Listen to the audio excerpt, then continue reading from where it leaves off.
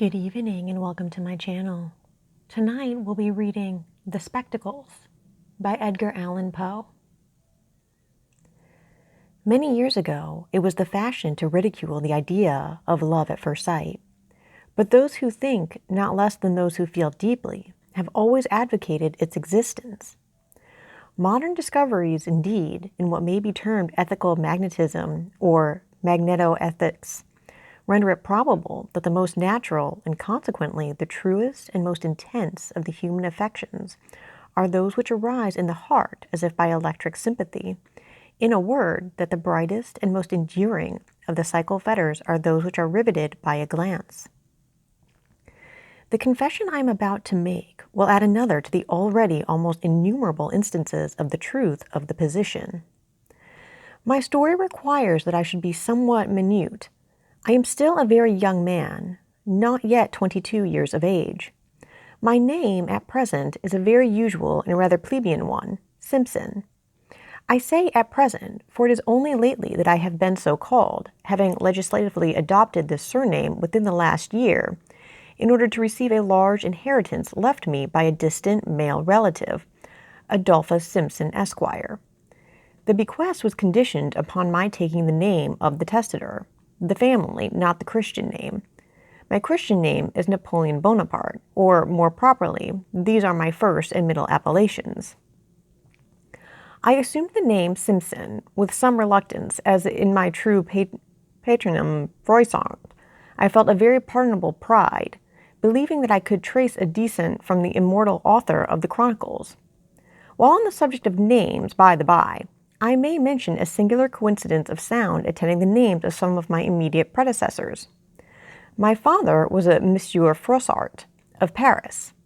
His wife, my mother, whom he married at 15, was a Mademoiselle Croissart, eldest daughter of Croissart the banker, whose wife, again, being only 16 when married, was the eldest daughter of one Victor Voissart.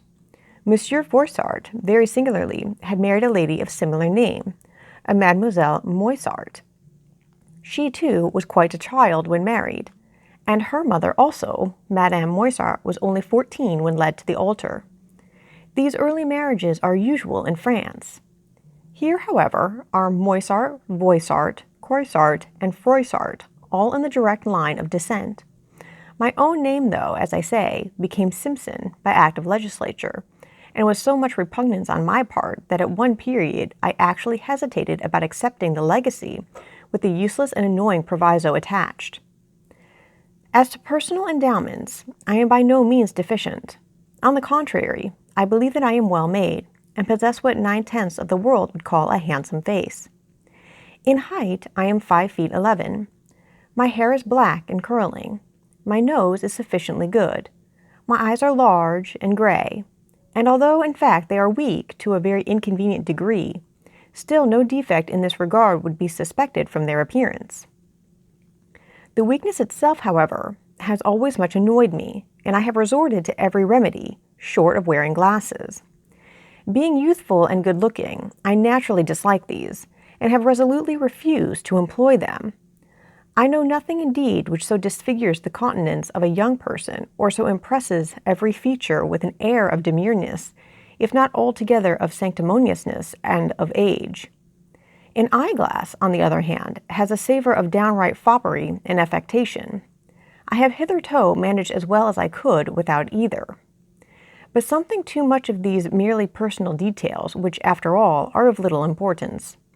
I will content myself with saying, in addition, that my temperament is sanguine, rash, ardent, enthusiastic, and that all my life I have been a devoted admirer of the women.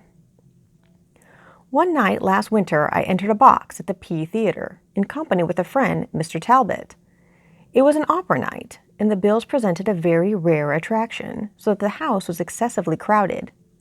We were in time, however, to obtain the front seats which had been reserved for us, and into which, with some little difficulty, we elbowed our way. For 2 hours my companion, who was a musical fanatico, gave his undivided attention to the stage, and in the meantime I amused myself by observing the audience, which consisted in chief part of the very elite of the city. Having satisfied myself upon this point, I was about turning my eyes to the prima donna when they were arrested and riveted by a figure in one of the private boxes which had escaped my observation.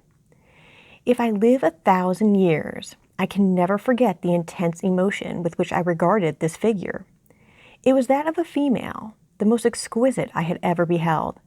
The face was so far turned toward the stage that for some minutes I could not obtain a view of it.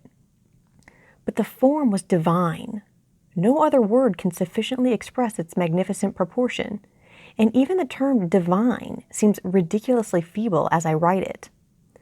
The magic of a lovely form in woman, the necromancy of female gracefulness, was always a power which I had found it impossible to resist. But here was grace personified, incarnate, the beau ideal of my wildest and most enthusiastic visions. The figure, almost all of which the construction of the box permitted to be seen, was somewhat above the medium height, and nearly approached, without positively reaching, the majestic. Its perfect fullness and tournure were delicious. The head, of which only the back was visible, rivaled in outline that of the Greek Psyche, and was rather displayed than concealed by an elegant cap of gaze aérienne, which put me in mind of the Ventium Textilium of Apelles. The right arm hung over the balustrade of the box, and thrilled every nerve of my frame with its exquisite symmetry. Its upper portion was drapered by one of the loose open sleeves now in fashion. This extended but little below the elbow. Beneath it was worn an under one of some frail material, close-fitting, and terminated by a cuff of rich lace, which fell gracefully over the top of the hand, revealing only the delicate fingers, upon one of which sparkled a diamond ring, which I at once saw was of extraordinary value.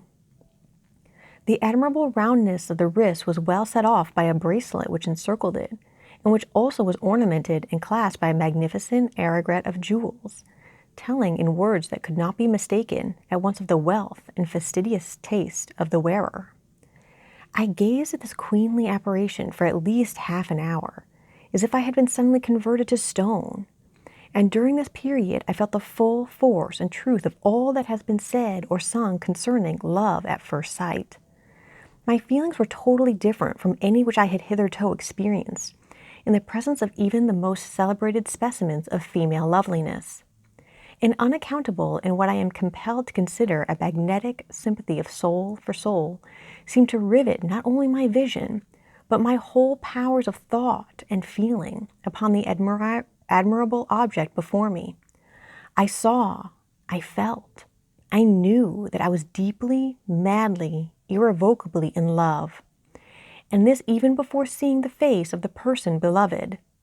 So intense indeed was the passion that consumed me, that I really believe it would have received little, if any, abatement had the features yet unseen proved of merely ordinary character. So anomalous is the nature of the only true love, of the love at first sight, and so little really dependent is it upon the external conditions which only seem to create and control it. While I was thus wrapped in admiration of this lovely vision, a sudden disturbance among the audience caused her to turn her head partially toward me, so that I beheld the entire profile of the face. Its beauty even exceeded my anticipations, and yet there was something about it which disappointed me without my being able to tell exactly what it was. I said disappointed, but this is not altogether the word. My sentiments were at once quieted and exalted. They partook less of transport and more of calm enthusiasm, of enthusiastic repose. This state of feeling arose, perhaps, from the Madonna-like and matronly air of the face, and yet I at once understood that it could not have arisen entirely from this.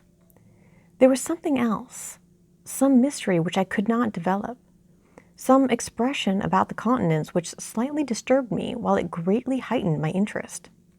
In fact, I was just in that condition of mind which prepares a young and susceptible man for any act of extravagance.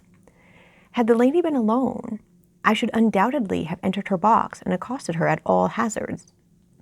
But fortunately, she was attended by two companions, a gentleman and a strikingly beautiful woman, to all appearance a few years younger than herself. I revolved in my mind 1,000 schemes by which I might obtain hereafter an introduction to the elder lady, or for the present, at all events, a more distinct view of her beauty.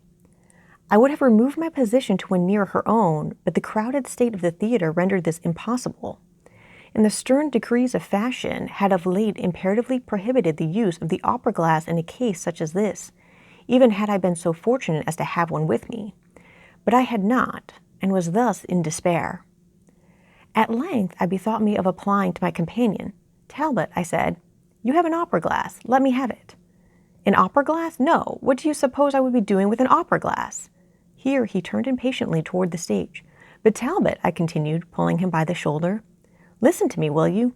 Do you see the stage box? There. No, the next. Did you ever behold as lovely a woman?" "She is very beautiful, no doubt," he said. "I wonder who she can be." "Why, in the name of all that is angelic, don't you know who she is?" "Not to know her argues yourself unknown. She is the celebrated Madame Lalande, the beauty of the day par excellence, and the talk of the whole town.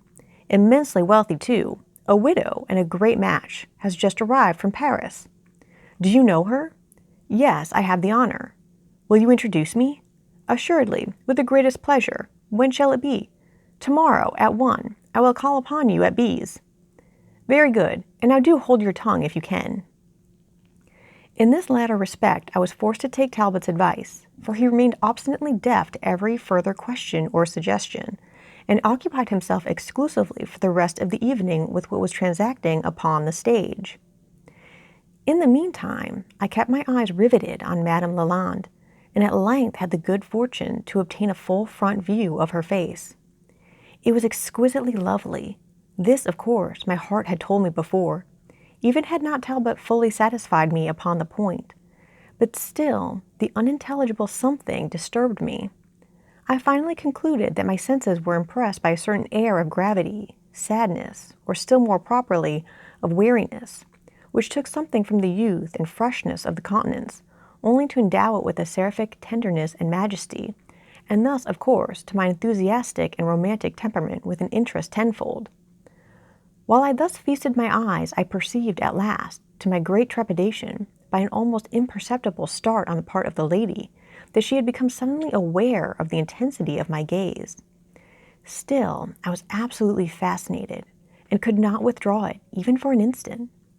She turned aside her face, and again I saw only the chiseled contour of the back portion of the head.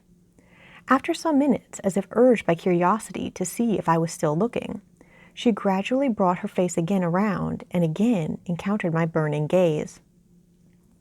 Her large, dark eyes fell instantly, and a deep blush mantled her cheek. But what was my astonishment at perceiving that she not only did not a second time avert her head, but that she actually took from her girdle a double eyeglass, elevated it, adjusted it, and then regarded me through it intently and deliberately for the space of several minutes. Had a thunderbolt fallen at my feet, I could not have been more thoroughly astounded. Astounded only, not offended or disgusted in the slightest degree, although an action so bold in any other woman would have been likely to offend or disgust. But the whole thing was done with so much quietude, so much nonchalance, so much repose, with so evident an air of the highest breeding, in short, that nothing of mere effrontery was perceptible, and my sole sentiments were those of admiration and surprise. I observed that, upon her first elevation of the glass, she had seemed satisfied with a momentary inspection of my person, and was withdrawing the instrument when, as if struck by a second thought, she resumed it, and so continued to regard me with fixed attention for the space of several minutes. For 5 minutes at the very least, I am sure. This action, so remarkable in an American theater, attracted very general observation, and gave rise to an indefinite movement or buzz among the audience, which for a moment filled me with confusion, but produced no visible effect upon the countenance of Madame Lalande. Having satisfied her curiosity, if such it was, she dropped the glass and quietly gave her attention again to the stage, her profile now being turned toward myself as before. I continued to watch her unremittingly, although I was fully conscious of my rudeness in so doing. Presently I saw the head slowly and slightly change its position, and soon I became convinced that the lady, while pretending to look at the stage, was in fact attentively regarding myself. It is needless to say what effect this conduct on the part of so fascinating a woman had upon my excitable mind. Having thus scrutinized me for perhaps a quarter of an hour, the fair object of my passion addressed the gentleman who attended her, and while she spoke, I saw distinctly by the glances of both that the conversation had reference to myself. Upon its conclusion, Madame Lalande again turned toward the stage, and for a few minutes seemed absorbed in the performance. At the expiration of this period, however, I was thrown into an extremity of agitation by seeing her unfold for the second time the eyeglass which hung at her side, fully confront me as before, and disregarding the renewed buzz of the audience, survey me from head to foot, with the same miraculous composure which had previously so delighted and confounded my soul. This extraordinary behavior, by throwing me into a perfect fever of excitement, into an absolute delirium of love, served rather to embolden than to disconcert me. In the mad intensity of my devotion, I forgot everything but the presence and the majestic loveliness of the vision which confronted my gaze. Watching my opportunity, when I thought the audience were fully engaged with the opera, I at length caught the eyes of Madame Lalande, and upon the instant made a slight but unmistakable bow. She blushed very deeply, then averted her eyes, then slowly and cautiously looked around, apparently to see if my rash action had been noticed, then leaned over toward the gentleman who sat by her side. I now felt a burning sense of impropriety I had committed, and expected nothing less than instant exposure, while a vision of pistols upon the morrow floated rapidly and uncomfortably through my brain. I was greatly and immediately relieved, however, when I saw the lady merely hand the gentleman a playbill without speaking. But the reader may form some feeble conception of my astonishment, of my profound amazement, my delirious bewilderment of heart and soul, when instantly afterward, having again glanced furtively around, she allowed her bright eyes to set fully and steadily upon my own, and then, with a faint smile, disclosing a bright line of her pearly teeth, made two distinct, pointed, and unequivocal affirmative inclinations of the head. It is useless, of course, to dwell upon my joy, upon my transport, upon my illimitable ecstasy of heart. If ever man was mad with excess of happiness, it was myself at that moment. I loved. This was my first love, so I felt it to be. It was love supreme, indescribable. It was love at first sight, and at first sight, too, it had been appreciated and returned. Yes, returned. How and why should I doubt it for an instant? What other construction could I possibly put upon such conduct on the part of a lady so beautiful, so wealthy, evidently so accomplished, of so high breeding, of so lofty a position in society, in every regard so entirely respectable as I felt assured was Madame Lalande? Yes, she loved me. She returned the enthusiasm of my love with an enthusiasm as blind, as uncompromising, as uncalculating, as abandoned, and as utterly unbounded as my own. These delicious fancies and reflections, however, were now interrupted by the falling of the drop curtain. The audience arose, and the usual tumult immediately supervened. Quitting Talbot abruptly, I made every effort to force my way into closer proximity with Madame Lalande. Having failed in this, on account of the crowd, I at length gave up the chase, and bent my steps homeward, consoling myself for my disappointment in not having been able to touch even the hem of her robe, by the reflection that I should be introduced by Talbot in due form upon the morrow. This morrow at last came, that is to say, a day finally dawned upon a long and weary night of impatience, and then the hours until 1 were snail-paced, dreary, and innumerable. But even Stamboul, it is said, shall have an end, and there came an end to this long delay. The clock struck. As the last echo ceased, I stepped into B's and inquired for Talbot. "Out," said the footman, Talbot's own. "Out," I replied, staggering back half a dozen paces. "Let me tell you, my fine fellow, that this thing is thoroughly impossible and impracticable. Mr. Talbot is not out. What do you mean?" "Nothing, sir, only Mr. Talbot is not in, that's all.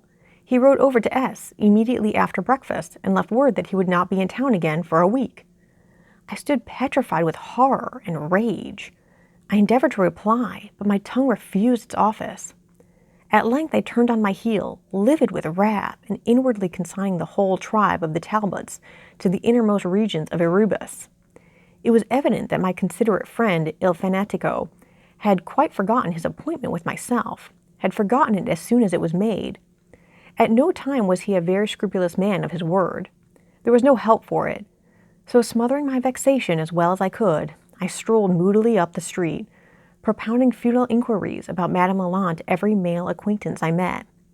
By report she was known, I found, to all, to many by sight, but she had been in town only a few weeks, and there were very few, therefore, who claimed her personal acquaintance.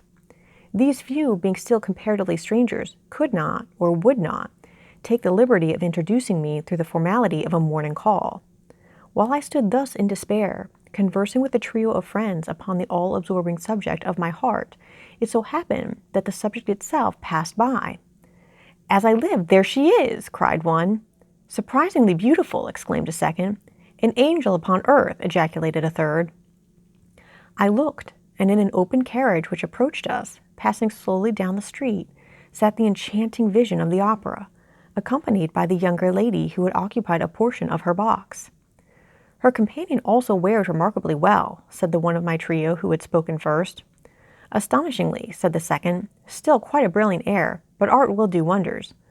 Upon my word, she looks better than she did at Paris 5 years ago. A beautiful woman still, don't you think so, Froissart? Simpson, I mean?" "Still," said I, "and why shouldn't she be? But compared with her friend, she is as a rushlight to the evening star, a glowworm to Antares." "Ha, ha, ha!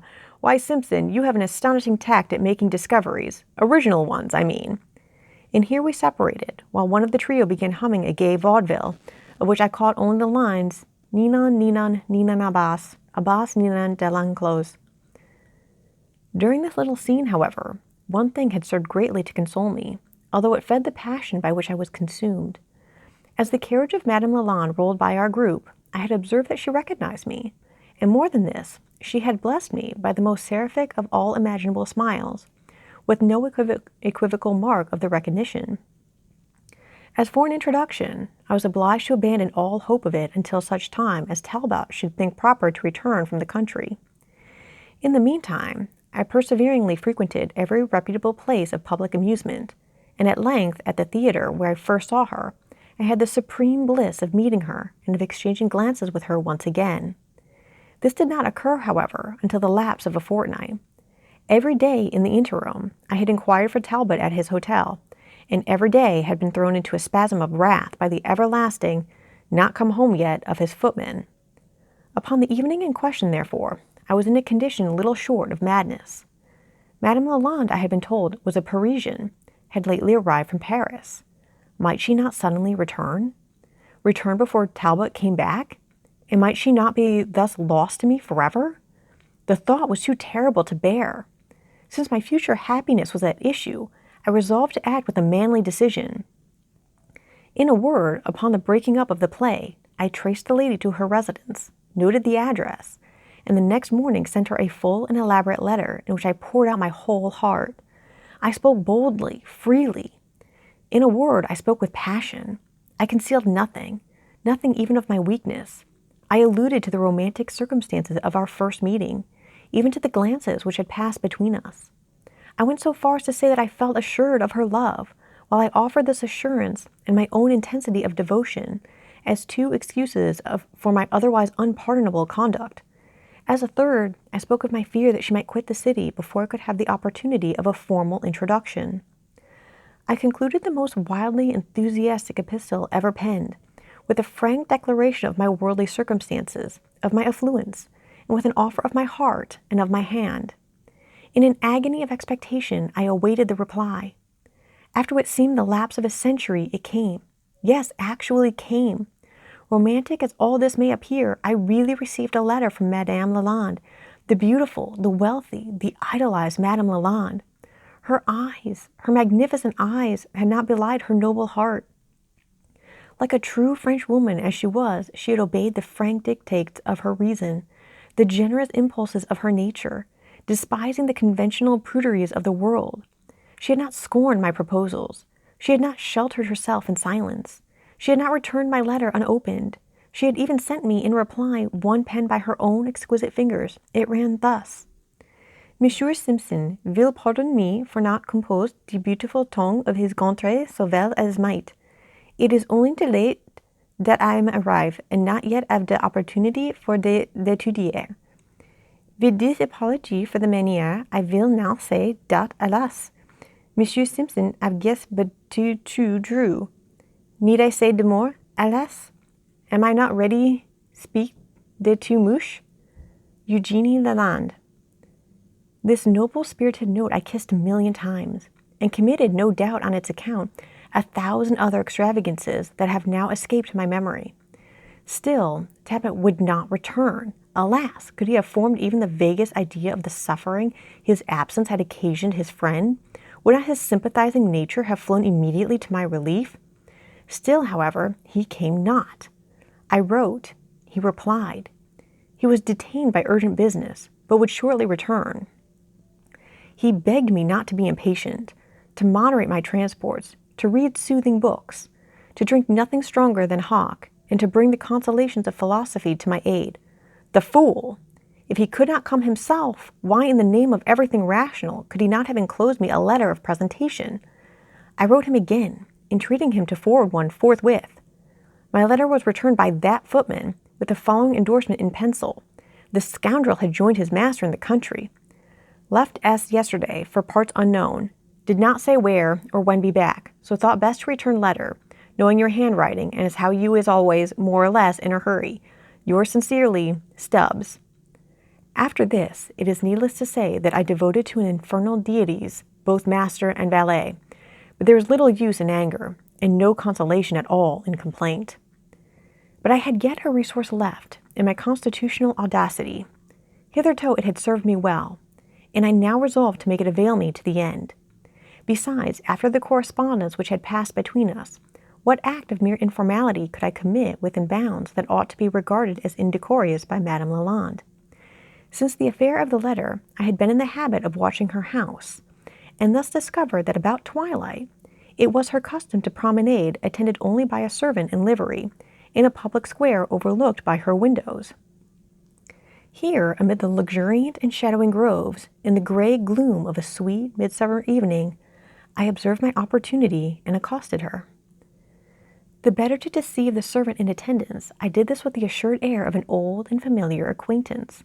With a presence of mind truly Parisian, she took the cue at once, and to greet me, held out the most bewitchingly little of hands. The valet at once fell into the rear, and now, with hearts full to overflowing, we discoursed long and unreservedly of our love. As Madame Lalande spoke English even less fluently than she wrote it, our conversation was necessarily in French. In this sweet tongue, so adapted to passion, I gave loose to the impetuous enthusiasm of my nature, and with all the eloquence I could command, besought her to consent to an immediate marriage. At this impatience she smiled. She urged the old story of decorum, that bugbear which deters so many from bliss until the opportunity for bliss has forever gone by. I had most imprudently made it known among my friends, she observed, that I desired her acquaintance, thus that I did not possess it.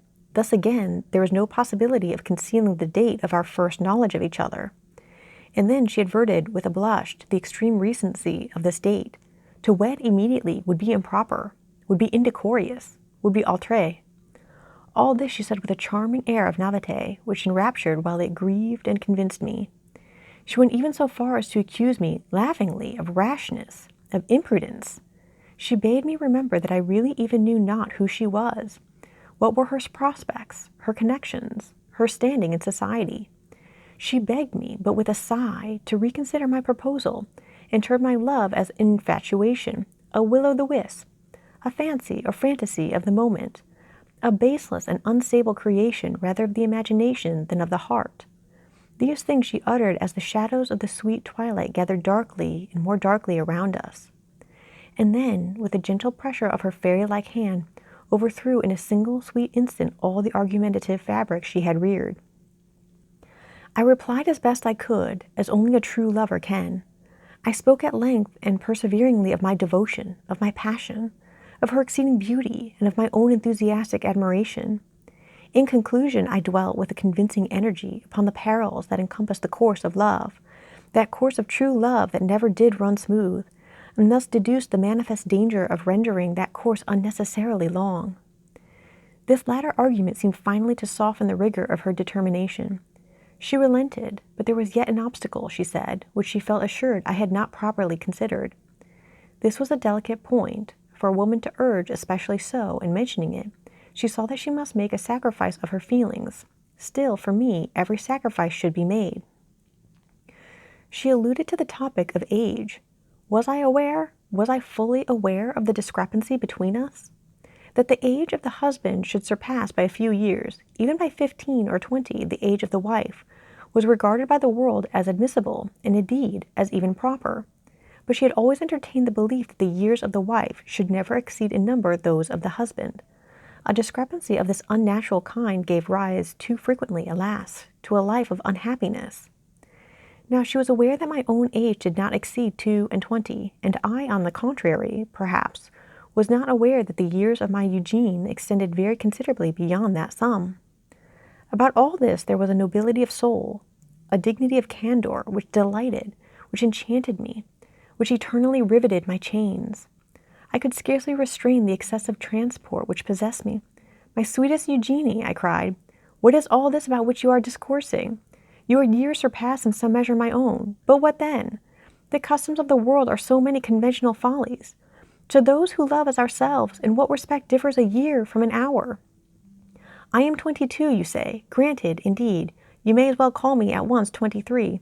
Now you yourself, my dearest Eugenie, can have numbered no more than,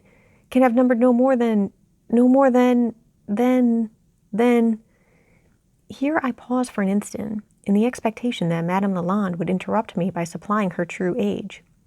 But a Frenchwoman is seldom direct, and has always, by way of answer to an embarrassing query, some little practical reply of her own. In the present instance, Eugenie, who for a few moments past had seemed to be searching for something in her bosom, at length let fall upon the grass a miniature, which I immediately picked up and presented to her. "Keep it," she said, with one of her most ravishing smiles. "Keep it for my sake, for the sake of her whom it too flatteringly represents. Besides, upon the back of the trinket you may discover, perhaps, the very information you seem to desire. It is now, to be sure, growing rather dark, but you can examine it at your leisure in the morning. In the meantime, you shall be my escort home tonight. My friends are about holding a little musical levee. I can promise you, too, some good singing. We French are not nearly so punctilious as you Americans, and I shall have no difficulty in smuggling you in the character of an old acquaintance." With this she took my arm, and I attended her home. The mansion was quite a fine one, and I believe furnished in good taste. Of this latter point, however, I am scarcely qualified to judge, for it was just dark as we arrived, and in American mansions of the better sort lights seldom, during the heat of summer, make their appearance at this, the most pleasant period of the day. In about an hour after my arrival, to be sure, a single shaded solar lamp was lit in the principal drawing-room, and this apartment, I could thus see, was arranged with unusual good taste and even splendor. But two other rooms of the suite, in which the company chiefly assembled, remained during the whole evening in a very agreeable shadow. This is a well-conceived custom, giving the party at least a choice of light or shade, and one which our friends over the water could not do better than immediately adopt. The evening thus spent was unquestionably the most delicious of my life. Madame Lalande had not overrated the musical abilities of her friends, and the singing I had never heard excelled in any private circle out of Vienna. The instrumental performers were many and of superior talents. The vocalists were chiefly ladies, and no individual sang less than well. At length, upon a peremptory call from Madame Lalande, she arose at once, without affectations or demur, from the chaise lounge upon which she had sat by my side, and accompanied by one or two gentlemen and her female friend of the opera, repaired to the piano in the main drawing-room. I would have escorted her myself, but felt that under the circumstances of my introduction to the house, I had better remain unobserved where I was. I was thus deprived of the pleasure of seeing, although not of hearing, her sing. The impression she produced upon the company seemed electrical, but the effect upon myself was something even more. I know not how adequately to describe it. It arose in part, no doubt, from the sentiment of love with which I was imbued, but chiefly from my conviction of the extreme sensibility of the singer. It is beyond the reach of art to endow either art or recitative with more impassioned expression than was hers. Her utterance of the romance in Otello, the tone with which she gave the words sul mio sasso in the Capuletti is ringing in my memory yet. Her lower tones were absolutely miraculous. Her voice embraced 3 complete octaves, extending from the contralto D to the D upper soprano, and though sufficiently powerful to have filled the San Carlos, executed with minutest precision every difficulty of vocal composition. Ascending and descending scales, cadences, or fiorituri. In the final of the Somnambula, she brought about a most remarkable effect at the words, "Ah, non giuge umen pensiero, al contento, ond io son piena." Here, in imitation of Malibran, she modified the original phrase of Bellini so as to let her voice descend to the tenor G, when, by a rapid transition, she struck the G above the treble staff, springing over an interval of 2 octaves. Upon rising from the piano after these miracles of vocal execution, she resumed her seat by my side. When I expressed to her in terms of the deepest enthusiasm my delight at her performance, of my surprise I said nothing, and yet was I most unfeignedly surprised, for a certain feebleness, or rather a certain tremulous indecision of voice in ordinary conversation, had prepared me to anticipate that in singing she would not acquit herself with any remarkable ability. Our conversation was now long, earnest, uninterrupted, and totally unreserved. She made me relate many of the earlier passages of my life, and listened with breathless attention to every word of the narrative. I concealed nothing, felt that I had a right to conceal nothing from her confiding affection. Encouraged by her candor upon the delicate point of her age, I entered with perfect frankness not only into a detail of my many minor vices, but made full confession of those moral and even of those physical infirmities, the disclosure of which, in demanding so much higher a degree of courage, is so much surer an evidence of love. I touched upon my college indiscretions, upon my extravagances, upon my carousals, upon my debts, upon my flirtations. I even went so far as to speak of a slightly hectic cough with which at one time I had been troubled, of a chronic rheumatism, of a twinge of hereditary gout, and in conclusion of the disagreeable and inconvenient, but hitherto carefully concealed, weakness of my eyes. "Upon this latter point," said Madame Lalande laughingly, "you have been surely injudicious in coming to confession, for without the confession I take it for granted that no one would have accused you of the crime. By the by," she continued, "have you any recollection?" And here I fancy that a blush, even through the gloom of the apartment, became distinctly visible upon her cheek. "Have you any recollection, mon cher ami, of this little ocular assistance, which now depends from my neck?" As she spoke, she twirled in her fingers the identical double eyeglass which had so overwhelmed me with confusion at the opera. "Full well, alas, do I remember it," I exclaimed, pressing passionately the delicate hand which offered the glasses for my inspection. They formed a complex and magnificent toy, richly chased and filigreed, and gleaming with jewels, which even in the deficient light I could not help perceiving were of high value. "Ah bien, mon ami," she resumed with a certain empressement of manner that rather surprised me. "Ah bien, mon ami, you have earnestly besought of me a favor which you have been pleased to denominate priceless. You have now demanded of me my hand upon the morrow. Should I yield to your entreaties, and I may add to the pleadings of my own bosom, would I not be entitled to demand of you a very little boon in return?" "Name it," I exclaimed with an energy that had nearly drawn upon us the observations of the company, and restrained by their presence alone from throwing myself impetuously at her feet. "Name it, my beloved, my Eugenie, my own, name it! But alas, it is already yielded ere named." "You shall conquer then, mon ami," said she, "for the sake of the Eugenie whom you love, this little weakness which you have at last confessed, this weakness more moral than physical, and which, let me assure you, is so unbecoming the nobility of your real nature, so inconsistent with the candor of your usual character, and which, if permitted further control, will assuredly involve you, sooner or later, in some very disagreeable scrape. You shall conquer for my sake this affectation which leads you, as you yourself acknowledge, to the tacit or implied denial of your infirmity of vision. For this infirmity you virtually deny in refusing to employ the customary means for its relief.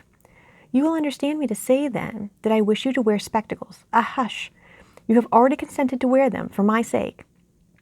You shall accept the little toy which I now hold in my hand, and which, though admirable as an aid to vision, is really of no very immense value as a gem. You perceive that, by a trifling modification thus or thus, it can be adapted to the eyes in the form of spectacles, or worn in the waistcoat pocket as an eyeglass. It is in the former mode, however, and habitually, that you have already consented to wear it for my sake. This request, must I confess it, confused me in no little degree. But the condition with which it was coupled rendered hesitation, of course, a matter altogether out of the question. "It is done," I cried, with all the enthusiasm that I could muster at the moment. "It is done. It is most cheerfully agreed. I sacrifice every feeling for your sake. Tonight I wear this dear eyeglass as an eyeglass, and upon my heart, but with the earliest dawn of that morning which gives me the pleasure of calling you my wife, I will place it upon my nose, and there wear it ever afterward, in the less romantic and less fashionable, but certainly in the more serviceable form which you desire." Our conversation now turned upon the details of our arrangement for the morrow. Talbot, I learned from my betrothed, had just arrived in town. I was to see him at once and procure a carriage. The soirée would scarcely break up before 2, and by this hour the vehicle was to be at the door, when in the confusion occasioned by the departure of the company, Madame L. could easily enter it unobserved. We were then to call at the house of a clergyman, who would be in waiting, there be married, drop Talbot, and proceed on a short tour to the east, leaving the fashionable world at home to make whatever comments upon the matter it thought best. Having planned all this, I immediately took leave, and went in search of Talbot, but on the way I could not refrain from stepping into a hotel, for the purpose of inspecting the miniature, and this I did by the powerful aid of the glasses. The countenance was a surprisingly beautiful one. Those large, luminous eyes, that proud Grecian nose, those dark, luxuriant curls. "Ah," said I, exulting myself, "this is indeed the speaking image of my beloved." I turned the reverse and discovered the words, "Eugenie Leland, aged 27 years and 7 months." I found Talbot at home, and proceeded at once to acquaint him with my good fortune. He professed excessive astonishment, of course, but congratulated me most cordially, and proffered every assistance in his power.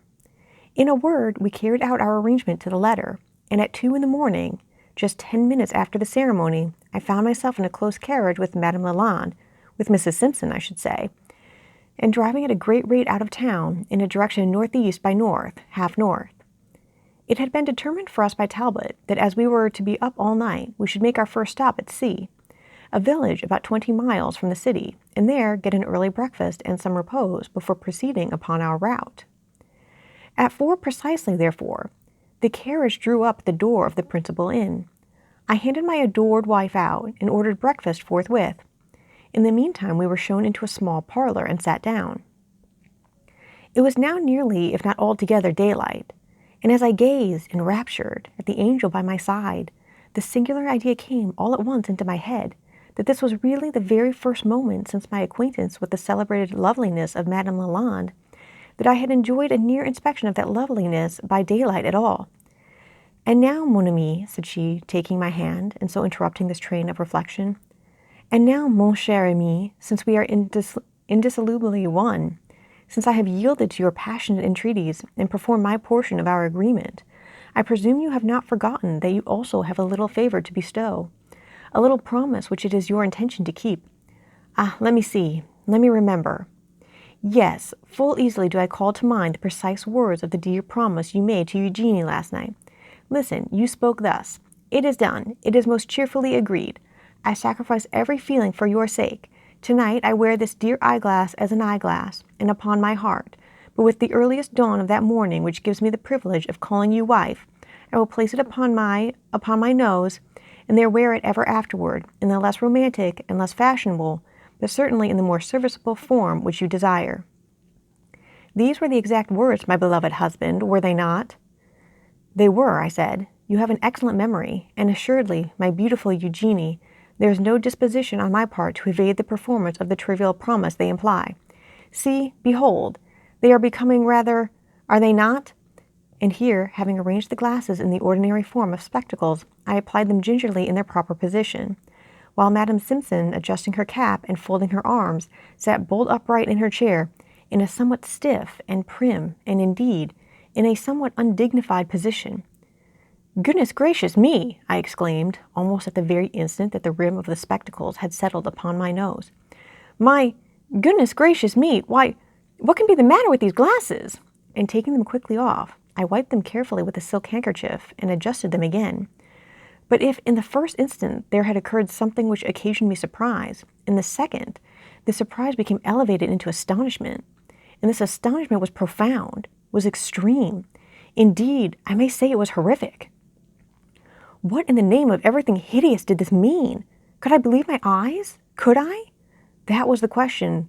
Was that rouge? And were those wrinkles upon the visage of Eugenie Leland? And oh, Jupiter and every one of the gods and goddesses, little and big, what had become of her teeth? I dashed the spectacles violently to the ground, and leaping to my feet, stood erect in the middle of the floor, confronting Mrs. Simpson, with my arms set akimbo, and grinning and foaming, but at the same time utterly speechless with terror and with rage. Now, I have already said that Madame Eugenie Leland, that is to say Simpson, spoke the English language but very, very little better than she wrote it, and for this reason she very properly never attempted to speak it upon ordinary occasions. But rage will carry a lady to any extreme, and in the present care it carried Mrs. Simpson to the very extraordinary extreme of attempting to hold a conversation in a tongue that she did not altogether understand. "Well, monsieur," said she, after surveying me in great apparent astonishment for some moments. "Well, monsieur, and vat den? Vat de matter now? Is it de dance of de Seine it's you dat you have? If not like me, vat for vi by de pig in de poke?" "You wretch," said I, catching my breath, you villainous old hag! Hag? Old? Me not so very old after all. Me not one single day more than de 82. 82! I ejaculated, staggering to the wall. 82,000 baboons! The miniature said 27 years and 7 months. To be sure, that is so. Very true. But then the portrait has been dead for these 55 years. When I got married, my second husband, Monsieur Leland, at that time I had the portrait taken for my daughter by my first husband, Monsieur Moissart. "Moissart," said I. "Yes, Moissart," said she, mimicking my pronunciation, which, to speak the truth, was none of the best. "And vat then? Vat you know what did Moissart?" "Nothing, you old fright. I know nothing about him at all. Only I had an ancestor of that name once upon a time. That name, and vat you have for say to that name? 'Tis very good name, and so is Voissart. That is very good name too.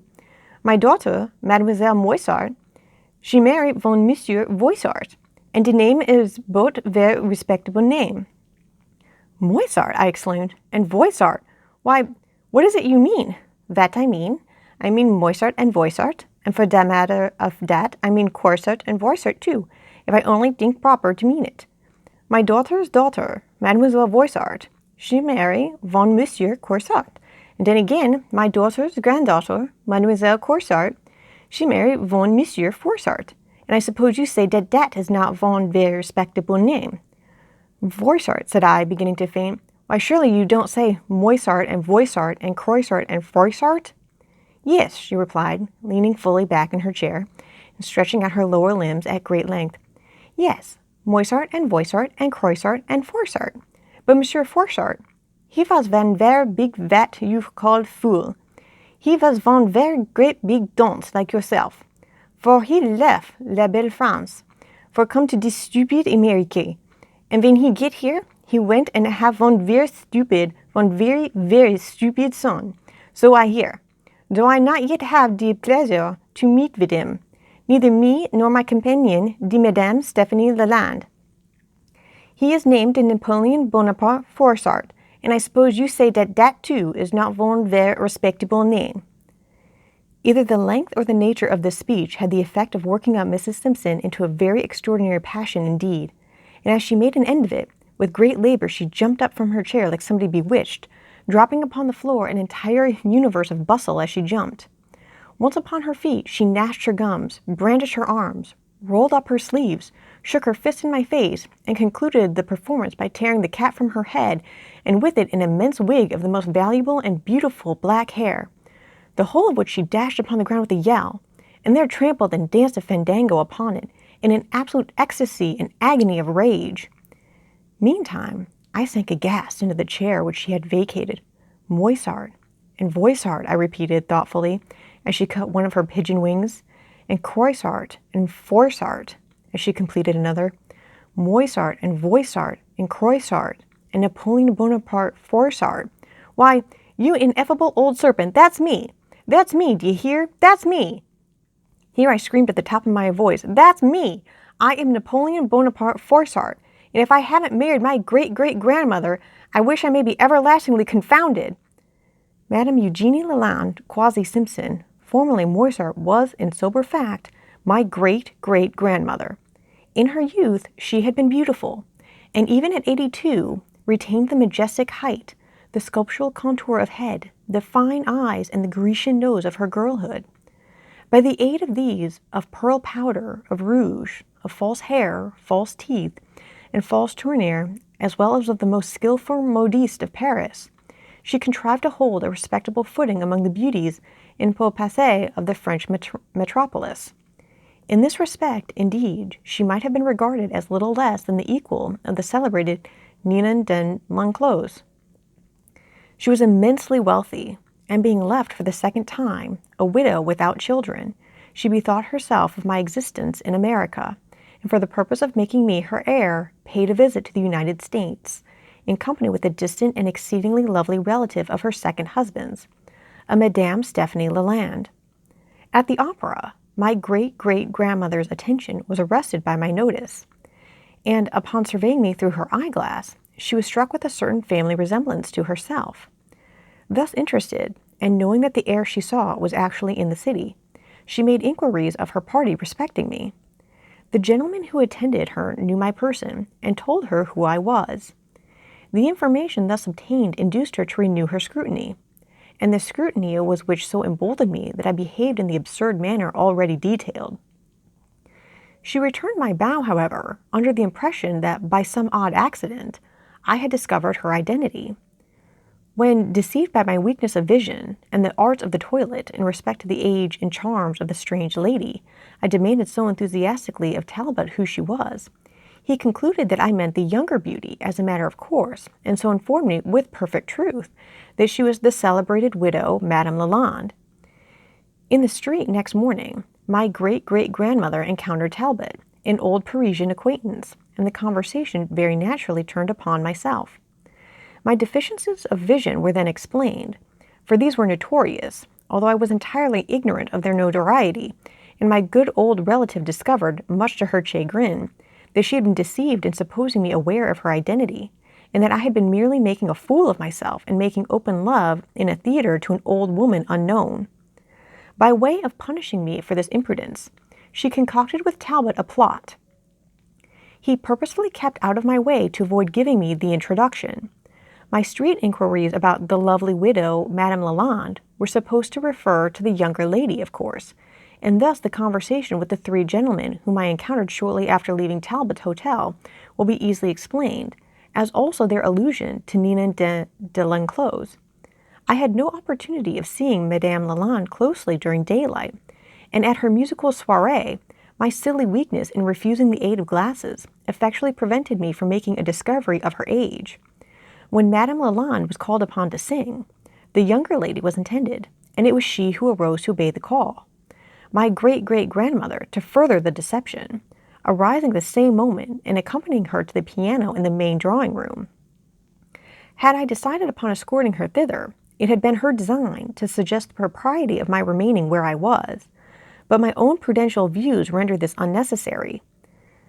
The songs which I so much admired, and which so confirmed my impression of the youth of my mistress, were executed by Madame Stephanie Lalande. The eyeglass was presented by way of aiding a reproof to the hoax, a sting to the epigram of the deception. Its presentation afforded an opportunity for the lecture upon affectation with which I was so especially edified. It is almost superfluous to add the glasses of the instrument, as worn by the old lady, had been exchanged by her for a pair better adapted to my years. They suited me, in fact, to a T. The clergyman, who merely pretended to tie the fatal knot, was a boon companion of Talbot's, and no priest. He was an excellent whip, however, and having doffed his cassock to put on a greatcoat, he drove the hack which conveyed the happy couple out of town. Talbot took a seat at his side. The two scoundrels were thus in at the death, and through a half-open window of the back parlor of the inn amused themselves in grinning at the denouement of the drama. I believe I shall be forced to call them both out. Nevertheless, I am not the husband of my great-great-grandmother, and this is a reflection which affords me infinite relief. But I am the husband of Madame Lalande, of Madame Stephanie Lalande, with whom my good old relative, besides making me her sole heir when she dies, if she ever does, has been at the trouble of concocting me a match. In conclusion, I am done forever with billets doux, and am never to be met without spectacles. Thus ends The Spectacles by Edgar Allan Poe.